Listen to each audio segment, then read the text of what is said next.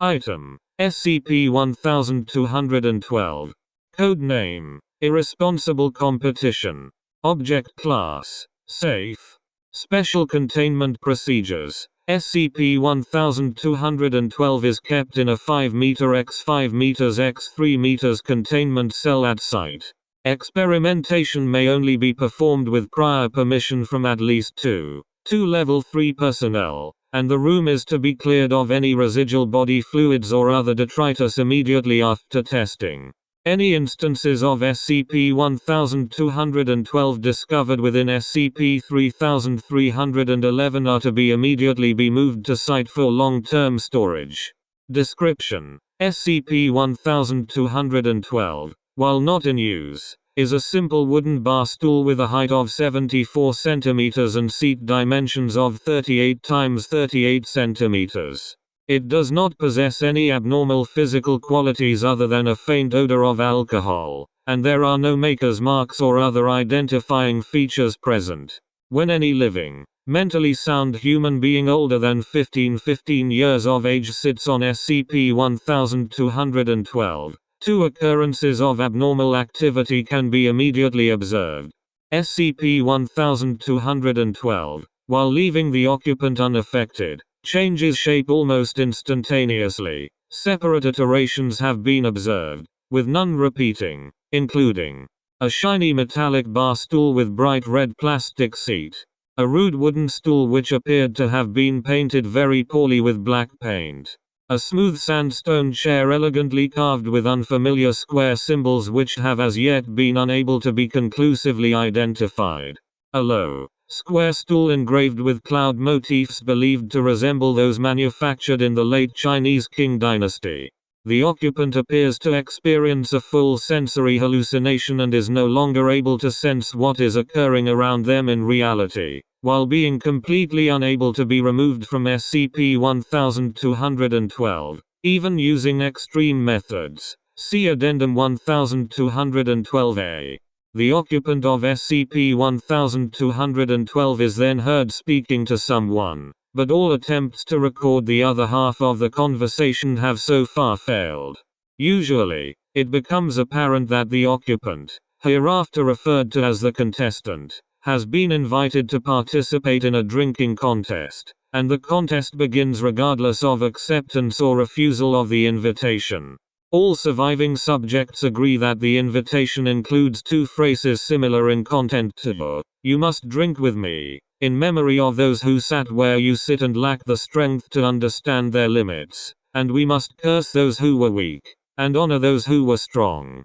Sometimes, the contestant is spoken to in a language they do not understand. Attempts made to bridge the communication barrier fail, and events proceed as normal.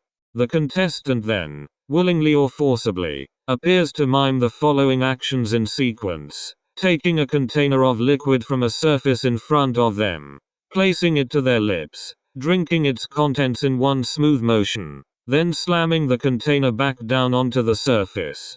There is always a period of between 30 and 50 seconds between each sequence, presumably as the contestant waits his or her turn.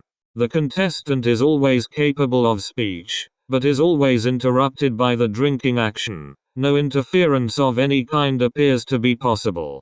Despite no actual liquid passing between the contestant's lips, they slowly begin to exhibit effects normally associated with alcohol intoxication, and as each sequence continues, the effects of intoxication become more and more severe. Nausea, slurring of speech and drooping of the eyelids and other facial features are usually the first in evidence, followed by bodily swaying, choking and vomiting. None of the mentioned effects appear to prevent the contestant from participating further. Some contestants have even appeared to cease vomiting for the exact amount of the time it takes to take another drink, before resuming said oral expulsion of liquids. Subsequent testing of these liquids and the bloodstream of the contestants has revealed no alcoholic substances were ever present. The drinking continues even after the contestant is seen to visibly suffer the effects of severe alcohol poisoning, usually typified by unconsciousness, limpness of body and occasional shuddering. Posture is still maintained, with no interruption to the miming actions. The contest will only end when one of two conditions are met. A period of time elapses that is no less than 1 hour in length, with an average of 1 drink per minute. Of the tests undertaken by the Foundation, only contestants survived long enough to reach this point, and 95% of that group were unconscious. See document 1212b12. SCP-1212 then reverts to its normal shape, and will no longer react to the presence of the contestant. Alcohol poisoning causes all bodily functions to shut down, resulting in death. Upon cessation of heartbeat, the contestant is released from SCP-1212 and falls to the floor. SCP-1212 then returns to its dormant shape and size.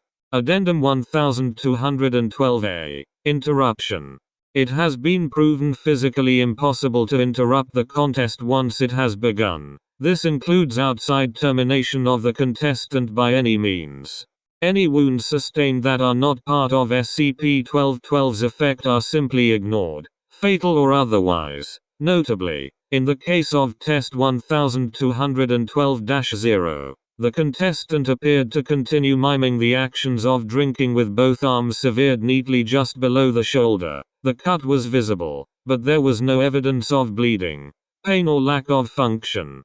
When the contest ended and the contestant released from its effect, both appendages immediately fell off, causing extreme pain and cardiac arrest resulting in death.